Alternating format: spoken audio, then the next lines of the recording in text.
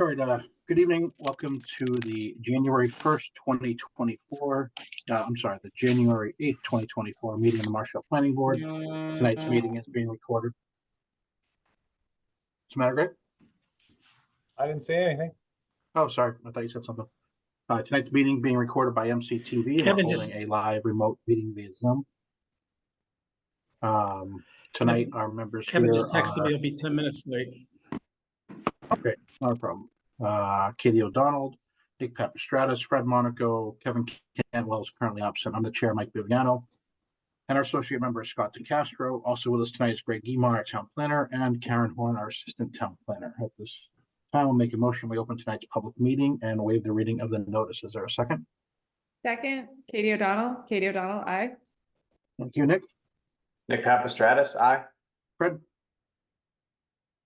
Fred Monaco, aye. And Mike Viviano, aye. Okay. Tonight's meeting is open. First thing on the agenda tonight is public meeting for A&R on 710 Union Street. I'll make a motion. We open that hearing and waive the reading of the public notice. Is there a second? Second, Katie O'Donnell. Katie O'Donnell, aye. Nick? Nick Papastratis, aye. Fred?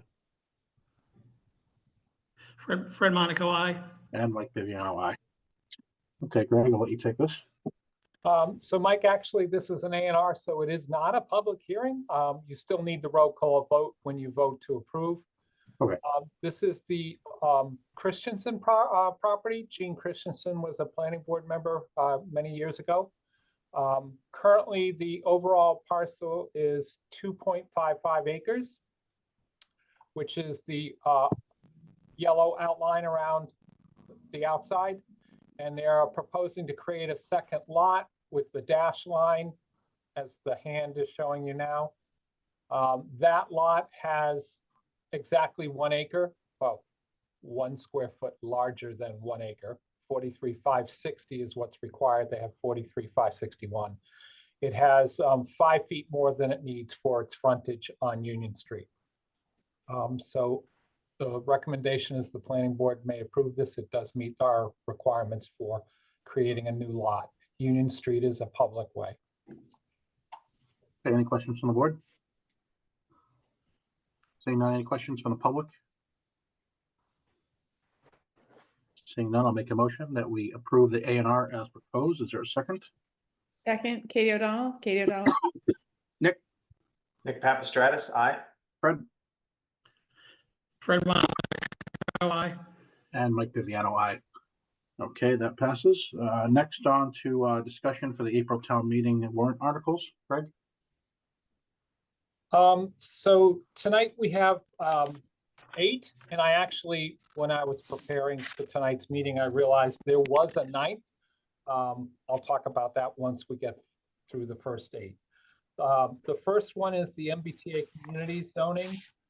You guys have had a copy of the draft. On page 4, B, I just wanted to let you know that we're going to remove the note about multifamily at a higher density by special permit in order to get more affordable housing. As I have on the language, it does tell us that we would have to undertake an economic feasibility analysis, which would need to be approved by the state to do this. At this time, several other communities that have done the MBTA communities bylaw have not included this yet, but have hinted that they may in the future. The state has not finalized what this economic feasibility analysis is yet. The second thing that would be changed is on page 5, the dimensional and density standards. I had added in so you and the public would know what the existing B2 standards are.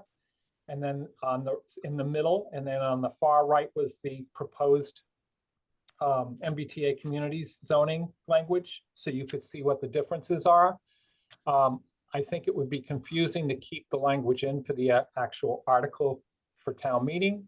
So my suggestion is that we would remove that center column and people would just see, here's what you need in order to do the multifamily housing under the state law. And then the last change was on page 7. Again, it was a note that I had added in under the GATRA accessibilities D. As I had mentioned, we don't need every development to have a bus pullover. There is a minimum, maximum GATRA, what they would like to see for bus stops and stuff. We had kind of identified 2 locations, one on each side of the street, that we would recommend a pullover to be at. One of them is parcel 782, the old Parks Run parcel there. And the other one is across the street where the old Enterprise Drive used to come out. It is now opens further to the east on the other side of that bank. And the town still owns that old right-of-way, so we could make a pullover in that area. So those are the only changes that I'm suggesting that we make for the submittal that we send to the select board for the MBTA communities. Next one up is the accessory apartments. And the one change that we've talked about is on page 3, number 13, the bedroom size. It had been suggested 1,000. We had looked at what the state, so the state is still involved in rewriting the accessory apartments bylaw on a state level. And at the moment, they're recommending 900 square feet. So we would suggest instead of the 800 of the 1,000, we would just match the state language for the moment. And depending what the state comes up with next year, we would probably come back to town meeting and adjust pending what the state would recommend. The next article, and these are all articles that we have been working on, but weren't sure how many we would have ready. The next one is actually from the building department, the building commissioner. He wanted to change 305, 1305 on the flood proofing because the breakaway walls are not something allowed anymore in a barrier beach, et cetera. So he would remove the existing language, which is I struck out with the red with the line, and just change it to flood proofing. Buildings shall be designed and constructed in accordance with the flood proofing requirements of the Massachusetts State Building Code and the Marshfield Conservation Commission. And that covers us for the FEMA requirements as well as whatever the Conservation Commission has. So that would be an article that we would submit as one of our package. The next 2 articles are changes to the table of use. One's for open space residential, 1104, and the other one is the age-restricted adult village, which is section 108. And what we would be doing is making the table of use match the current language, which was changed 2 town meetings ago. So there are certain districts that are no longer, it's no longer allowed in the R3, et cetera. So we would be changing the table of use to match the recently approved zoning language changes from several town meetings ago. The next 3 changes are all changes Karen's been working on for changes to the housing. Now that we have a housing trust, in certain areas, we have to remove the housing partnership because the housing partnership no longer exists. And in other areas, we had to change it from housing authority to housing trust. But in other instances, the housing authority still remains. So it is changes to 1108 age restricted village. And we also had to change the name from DHCD to Executive Office of Housing and Livable Communities, or EOHLC versus DHCD. So those are the changes in each of the texts for both the age-restricted adult village, the planned mixed-use development, and the inclusionary housing is for corrections and clarifications to things that we're referencing either the housing partnership or the housing authority that are being modified. The last article that I didn't realize until I was putting things together, and I found on the bottom of the pile, is I had a note to myself to change accessory use number 19, accessory apartments, to reflect the change that we would submit at town meeting if we want to go there. And it would basically just say, instead of accessory apartments, see section 305, 1109, we would just say across where the S's, P's, or dashed lines would be, we would just say, see section 305, 1207, because on the rewrite of the accessory apartments, we switched the location because it includes both special permit and by right uses with requirements.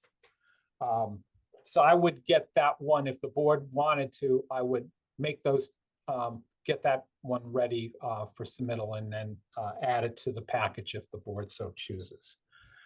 So those are the different articles that are up for discussion if the board wants to see which ones they would like to put on the, or submit to the select board.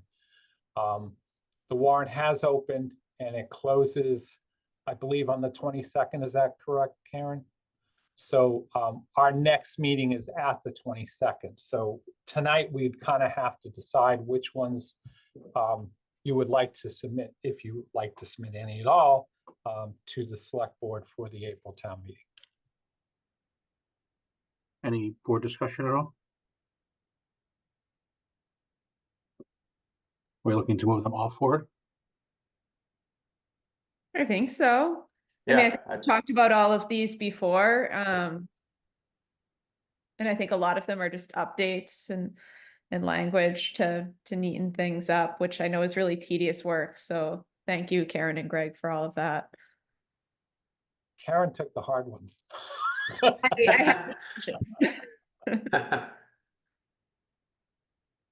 would Okay. support pushing all these forward as well.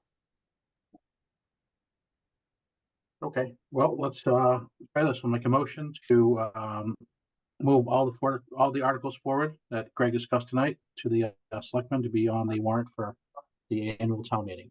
Is there a second? Second, Katie O'Donnell. Katie O'Donnell, aye. Nick, Nick Papastratus, aye. Fred, Fred Monaco, okay, Mike Viviano, aye. Kevin Okay, Campbell, good. I'm here, Mike. There you are, Kevin. Sorry about that. Yep. Thank you. No worries. Bye. Okay, Kevin's in and Mike Viviano, aye. So we're good to move those forward, Greg. Okay, thank you. Thank you. Any staff report? We have been receiving a lot of calls, continuing the saga in a couple of subdivisions that we're still working through. I have a meeting tomorrow with some of the residents from John Sherman Estates to try to get that open space tidied up and wrapped up so we can get the special permits closed and the subdivision completed. We've had a number of calls on the beach nourishment, truck traffic, noise, etc. Anything else, Karen? That's pretty much, we've been a steady stream of people either coming in, calling, or having to go out and look at things. We had a email today. I had been up to Birch Road as well. I've taken some photos, and tomorrow I'll be sending an email to Mr. Murphy, asking him to do a little more tidying up. We had put a condition that he was supposed to be putting those silt tubes in between each of the lots as he clears them. And that hasn't been done, so I will ask him to get that done shortly. We have a major rainstorm coming in on Wednesday, so. Okay, sounds good. Any other board comments or reports? Okay, seeing none, I'll make a motion to close tonight's public hearing. Is there a second? Second, Katie O'Donnell. Katie O'Donnell, aye. Nick, Nick Papastratus, aye. Fred, Fred Monaco, aye. Kevin, Kevin Campbell, aye. and Mike Viviano, aye. All right, that concludes tonight's meeting. Thank you, everyone. Thanks, everyone. Good night. Good night.